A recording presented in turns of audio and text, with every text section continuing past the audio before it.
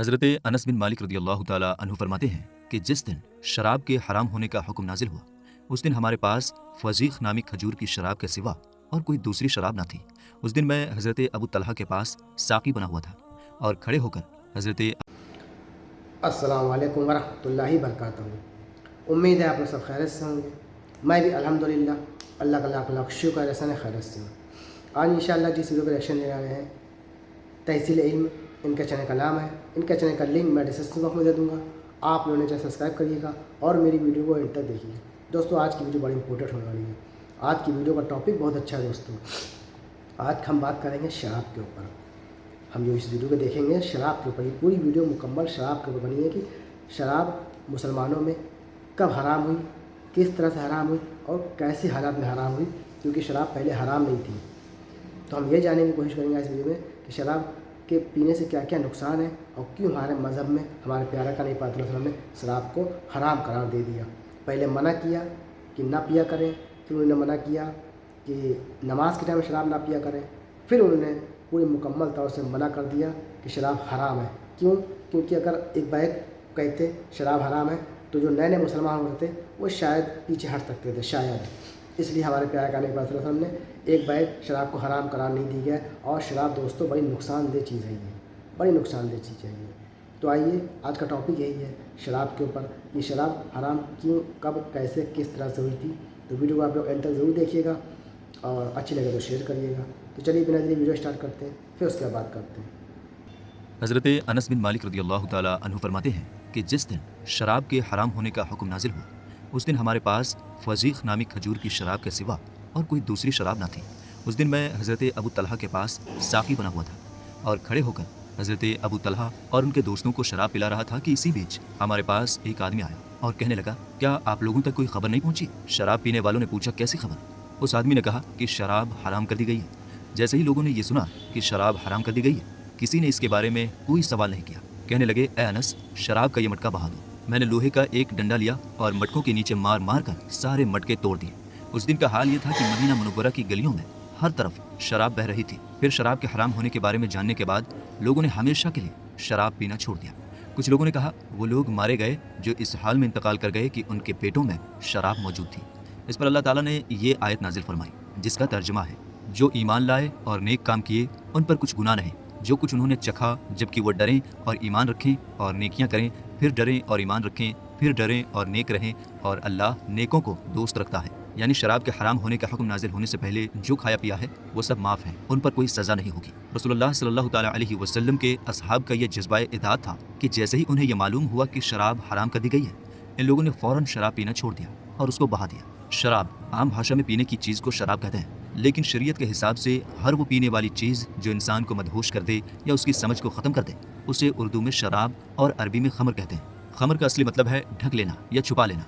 शराब का नशा इंसान की अकल यानी समझ को ढक लेता है और उसे होश हवास से दूर कर देता है, इसलिए इसे खमर कहते हैं। जैसे कपड़े से शरीर ढकने के लिए दुपट्टा या ओढ़नी का इस्तेमाल होता है, उसी तरह ये नाम है। इसलिए चाहे शराब कम पी जाए या ज़्यादा, हर हाल में इसे हराम और नापाक माना गया है। शराब का हराम होना शरीयत में एक पक्की बात है और इस पर सभी मुसलमानों का एक मत है। शराब का पीना, बेचना, खरीदना और यहाँ तक कि दवा के लिए इस्तेमाल करना भी हराम है। इस्लामी रियासत में शराब पीने वाले पर सज़ा दी जाएगी, चाहे नशा हुआ हो या नहीं।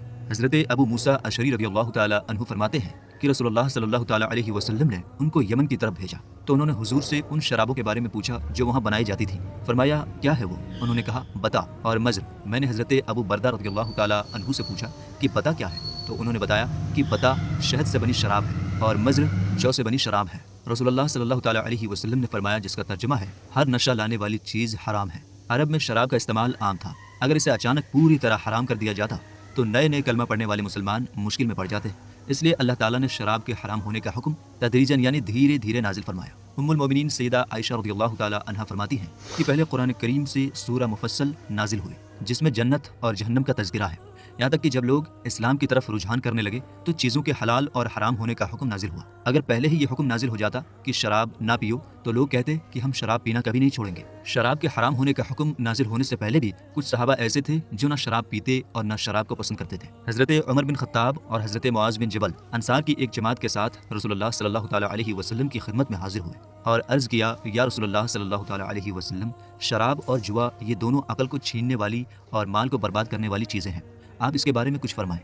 اس وقت اللہ تعالیٰ نے یہ آیت نازل فرمائی جس کا ترجمہ ہے، تم سے شراب اور جوئے کا حکم پوچھتے ہیں، تم فرما دو کہ ان دونوں میں بڑا گناہ ہے اور لوگوں کے لیے کچھ دنیاوی نفع بھی، اور ان کا گناہ ان کے نفع سے بھی بڑا ہے۔ یعنی شراب سے کچھ وقت کی خوشی کا احساس ہوتا ہے، اسے بیچنے خریدنے سے کچھ کمائی ہوتی ہے، اور جوا کھیلنے سے بنا محنت کے بھی مفت میں پیسے مل سکتے ہیں، لیکن شراب اور جوئے کے اتنے زیادہ نقصان ہیں کہ ان کے سامنے ان چھوٹے چھوٹے فائدوں کی کوئی اہمیت نہیں رہ جاتی۔ شراب اور جوئے کی وجہ سے انسان کی عزت ختم ہوتی ہے، عقل کمزور ہو جاتی ہے، انسان میں شرم اور غیرت ختم ہو جاتی ہے، دشمنی بڑھتی ہے اور عبادت سے دور ہو جاتا ہے۔ اس آیت کے نازل ہونے کے بعد کچھ اور لوگوں نے شراب چھوڑ دی، لیکن شراب کی برائیوں کو دیکھتے ہوئے حضرت عمر رضی اللہ تعالیٰ عنہ اکثر شراب کو پوری طرح حرام کرنے کی دعا کرتے تھے۔ حضرت عبد الرحمن بن عوف رضی اللہ تعالیٰ عنہ نے صحابہ کی ایک جماعت کو کھانے کی دعوت دی۔ کھانے کے بعد جب شراب پیش کی گئی تو چونکہ اس وقت تک شراب حرام نہیں کی گئی تھی، اس لیے صحابہ نے شراب پی لی۔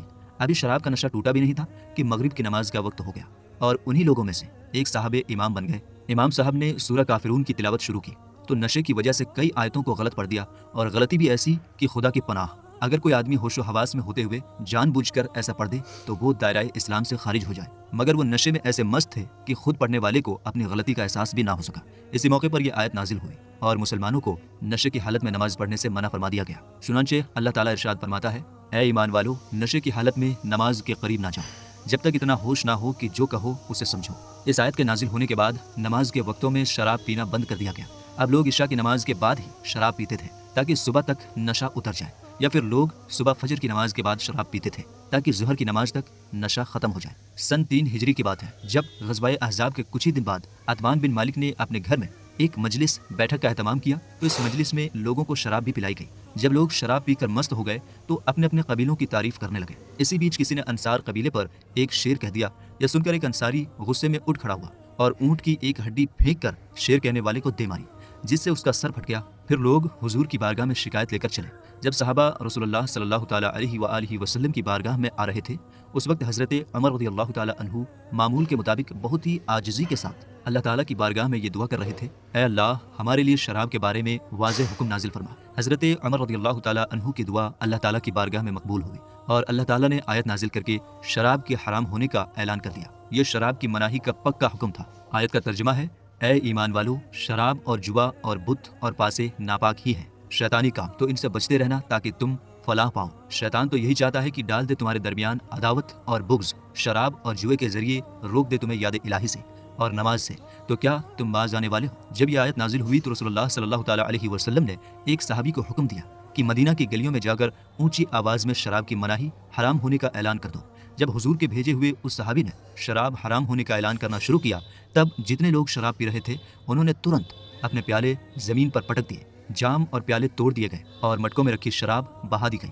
جس شراب کو لوگ بہت پسند کرتے تھے وہ گندے پانی کی طرح مدینہ کی گلیوں میں بہنے لگی، اور اس دن کے بعد سے کسی بھی صحابی نے شراب پینے کی خواہش، شراب پینے کی اچھا نہیں جتائی۔ یہ صحابہ کی اطاعت و فرمانبرداری، آگیاکاری کی ایسی مثال ہے کہ دنیا اس کی مثال پیش نہیں کر سکتی۔ شراب کے حرام ہونے والی آیت میں ایک شبد رجس آیا ہے۔ رجس کا مطلب ہر بدبودار اور گندی چیز ہوتا ہے۔ رجس من عمل الشیطانی کہہ کر بتایا گیا ہے کہ شراب پینا، جوا کھیلنا اور جوا میں استعمال ہونے والی چیزیں، یہ سب اتنے گندے اور ناپاک کام ہیں کہ ایک صاف ستھرے اور نیک سوبھاؤ، نیک طبیعت کا انسان خود ان میں نہیں پڑتا۔ یہ صرف شیطان کا بہکاوا ہے جو لوگوں کو ان برے کاموں کی طرف کھینچتا ہے۔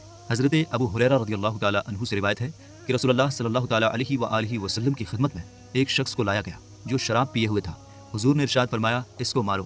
حضرت ابو ہریرہ رضی اللہ تعالیٰ عنہ فرماتے ہیں کہ ہم میں سے کچھ لوگوں نے اس کو اپنے ہاتھ سے مارا اور کچھ لوگوں نے اپنی چپل سے اور کچھ لوگوں نے اپنے کپڑے سے مارا۔ جب وہ واپس لوٹا تو کسی نے کہا، اللہ تعالیٰ تجھے ذلیل کرے۔ اس بات کو سن کر رسول اللہ صلی اللہ تعالیٰ علیہ وآلہ وسلم نے فرمایا، جس کا ترجمہ ہے، ایسا نہ کہو اور اپنی اس بات سے شیطان کی مدد نہ کرو۔ حضرت سعید بن یزید رضی اللہ تعالیٰ عنہ روایت فرماتے ہیں کہ رسول اللہ صلی اللہ تعالیٰ علیہ وسلم کے عہدۂ مبارک میں حضرت ابو بکر صدیق رضی اللہ تعالیٰ عنہ کے خلافت کے زمانے میں اور حضرت عمر فاروق رضی اللہ تعالیٰ عنہ کے خلافت کے زمانے کے شروع میں ہم شرابی کو پکڑ کر لاتے تو اسے اپنے ہاتھوں اور چپلوں اور چادروں سے مارتے تھے۔ حضرت عمر فاروق نے اپنی خلافت کے آخری دور میں 40 کوڑے مارا۔ اس کے باوجود جب لوگوں نے سرکشی کی اور شراب پینا جاری رکھا تو آپ نے 80 کوڑے مارا۔ حضرت عمر رضی اللہ تعالیٰ عنہ کی خلافت سے پہلے شرابیوں کے لیے کوئی خاص سزا طے نہیں تھی۔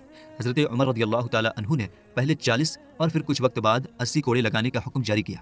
اس سے یہ سمجھ میں آتا ہے کہ جس طرح حضرت عمر رضی اللہ تعالیٰ عنہ کے اس کام کو بدعت ضلالہ گمراہی والی نئی بات نہیں کہا جا سکتا، ویسے ہی ہر اچھا اور پسندیدہ کام جو کیا جائے چاہے وہ رسول اللہ صلی اللہ تعالیٰ علیہ وآلہ وسلم کے وقت میں نہ کیا گیا ہو، اگر وہ شریعت کے خلاف نہ ہو تو اسے بھی بدعت ضلالہ نہیں کہا جا سکتا۔ حد کسی خاص گناہ کے لیے شریعت کی طرف سے طے کی گئی سزا کو حد کہتے ہیں، جیسا کہ چوری کرنے پر چور کا ہاتھ کاٹنا۔ حد کا مقصد لوگوں کو گناہوں سے روکنا ہے۔ جس گناہ پر حد کی سزا دی جاتی ہے اس سزا کے بعد مجرم گنہگار شریعت کے نظر میں اس گناہ سے پاک صاف ہو جاتا ہے۔ احادیث میں شراب پینے کے بارے میں بہت سخت چیتاونیاں وعیدیں دی گئی ہیں۔ نمبر 1، حضرت انس بن مالک رضی اللہ تعالیٰ عنہ فرماتے ہیں حضور اقدس صلی اللہ تعالیٰ علیہ وآلہ وسلم نے شراب کے بارے میں 10 شخصوں پر لعنت کی۔ نمبر 1، شراب بنانے والے پر۔ نمبر 2، شراب بنوانے والے پر۔ نمبر 3، شراب پینے والے پر۔ نمبر 4، شراب اٹھانے والے پر۔ نمبر 5، جس کے پاس شراب اٹھا کر لائی گئی اس پر۔ نمبر 6، شراب پلانے والے پر۔ نمبر 7، شراب بیچنے والے پر۔ نمبر 8، شراب کی قیمت کھانے والے پر۔ نمبر 9، شراب خریدنے والے پر۔ نمبر 10، جس کے لیے شراب خریدی گئی اس پر۔ نمبر 2، حضرت ابو مالک اشعری رضی اللہ تعالیٰ عنہ سے روایت ہے نبی کریم صلی اللہ تعالیٰ علیہ وآلہ وسلم نے ارشاد فرمایا میری امت کے کچھ لوگ شراب پئیں گے اور اس کا نام بدل کر کچھ اور رکھیں گے، ان کے سروں پر باجے بجائے جائیں گے اور گانے والیاں گائیں گی، اللہ تعالیٰ انہیں زمین میں دھسا دے گا اور ان میں سے کچھ لوگوں کو بندر اور سور بنا دے گا۔ نمبر 3، حضرت ابو امامہ رضی اللہ تعالیٰ عنہ سے روایت ہے رسول اللہ صلی اللہ تعالیٰ علیہ وآلہ وسلم نے فرمایا اللہ تعالیٰ فرماتا ہے قسم ہے میری عزت کی، میرا جو بندہ شراب کی ایک گھونٹ بھی پیے گا میں اس کو اتنی ہی پیپ پلاؤں گا، اور جو بندہ میرے خوف سے اسے چھوڑ دے گا میں اس کو حوض کوثر سے پلاؤں گا۔ یہاں ہم شراب پینے کے کچھ ایسے نتیجوں کا ذکر کرتے ہیں جو پوری دنیا میں دیکھے جا رہے ہیں تاکہ مسلمان اس سے سبق لیں، اور جو مسلمان شراب پینے میں لگے ہیں وہ اس برے کام کو چھوڑ دیں۔ نمبر 1، شراب پینے کی وجہ سے کروڑوں لوگ الگ الگ بیماریوں اور خطرناک بیماریوں میں پھنس رہے ہیں۔ نمبر 2، لاکھوں لوگ شراب پینے کی وجہ سے مر رہے ہیں۔ نمبر 3، زیادہ تر سڑک درگھٹنائیں سڑک حادثے شراب پی کر گاڑی چلانے سے ہوتی ہیں۔ نمبر 4، ہزاروں لوگ شرابیوں کے ہاتھوں بے گناہ مار دیے جاتے ہیں یا لوٹ پاٹ کا شکار ہوتے ہیں۔ نمبر 5، لاکھوں عورتیں شرابی شوہروں کے ظلم اور تکلیفوں کا شکار بنتی ہیں۔ نمبر 6، لاکھوں عورتیں شرابی مردوں کی طرف سے جنسی اور یون حملوں کا شکار ہوتی ہیں۔ نمبر 7، ماں باپ کے شراب پینے کی وجہ سے کمزور اور بیمار بچے پیدا ہو رہے ہیں۔ نمبر 8، لاکھوں بچے شرابی ماں باپ کی وجہ سے اناتھ اور یتیم ہو جاتے ہیں اور مشکل زندگی گزارنے پر مجبور ہو جاتے ہیں۔ نمبر 9، شرابی آدمی کے گھر والے اس کی ہمدردی، پیار اور محبت سے محروم رہ جاتے ہیں۔ نمبر 10، اس کے علاوہ شراب کے کئی آرتھک نقصان بھی ہیں۔ اگر شراب کو خریدنے، بیچنے اور امپورٹ ایکسپورٹ سے ہونے والی آمدنی کو ان خرچوں سے ملایا جائے جو شراب کے برے اثر کو روکنے میں ہوتے ہیں تو یہ صاف ہو جائے گا کہ شراب سے ملنے والی آمدنی ان خرچوں کے مقابلے کچھ بھی نہیں ہے جو اس کے برے نتیجوں کو ٹھیک کرنے میں خرچ ہوتے ہیں۔ مثال کے طور پر شراب پینے سے ہونے والی مانسک اور دوسری بیماریوں کا علاج، نشے میں گاڑی چلانے سے ہونے والے حادثے،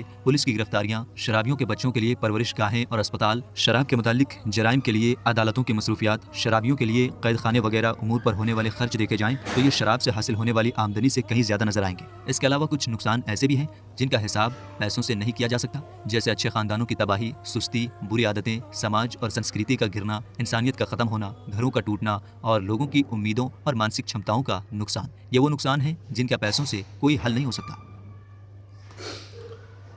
تو دوستوں یہ تھا ہمارا ایکشن جو ہم نے دیکھا شراب کے تعلق سے۔ ویسے بھی میرے دوستوں شراب پینا ویسے بھی حرام ہے اور شراب کے سوا نقصان کا فائدہ بالکل بھی نہیں ہے۔ شراب پی کے آدمی گاڑی چلاتا ہے، لڑ گیا، مر گیا، چوٹ لگ گئی، یہ ہو گیا۔ شراب پی کے گھر گیا، لڑائی جھگڑا ہوا، مار پیٹ ہو رہی ہے، تو سوا نقصان کے کچھ میں تو کہوں گا اپنی رائے میں دوستوں اگر آپ مسالہ کھاتے ہیں وہ بھی چھوڑ دیں، سگریٹ پیتے ہیں وہ بھی چھوڑ دیں، پان کھاتے ہیں وہ بھی چھوڑ دیں، کوئی بھی تمباکو کھاتے ہیں چھوڑ دیں۔ سب سے صرف نقصان ہے، فائدہ کچھ بھی نہیں ہے۔ لوگ یہاں پہ دوائیں دیتے ہیں، مسالہ وہ جو بھی ہے سب سے سوا نقصان کے فائدہ کچھ بھی نہیں ہے۔ تو بالکل اچھی اگر کوئی بھی آدمی سب کرتا ہے تو چھوڑ دیں۔ میری اپنی رائے ہے کہ مسالہ، سگریٹ، پان سب چھوڑ دیں۔ تو یہ تھا ہمارا ایکشن۔ امید ہے آپ کو ویڈیو اچھی لگی ہوگی۔ ویڈیو اچھی لگی تو اس کو شیئر کریے گا۔ ہم آپ سے ملیں گے نیکسٹ ویڈیو میں، تب تک کے لیے السلام علیکم ورحمۃ اللہ وبرکاتہ۔